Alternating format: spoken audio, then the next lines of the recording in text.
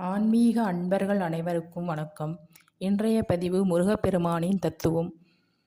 வேல் என்பது ஒரு ஆயுதத்தின் அடையாளம் அல்ல, ஞானத்தின் அடையாளம், ஞானத்தின் பிரதிபிம்பமாக கருதப்படுகிறது.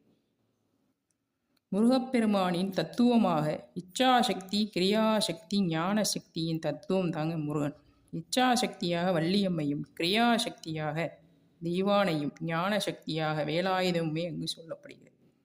வேல் என்பது ஞானத்தின் பிரதிபிம்பம். அதனால் வேலுடைய மேல் பகுதி கூர்மையாகவும், நடுப்பகுதி விசாலமாகவும், அடிப்பகுதி ஆழமாகவுமே அந்த தத்துவத்தில் சொல்லப்படுகிறது.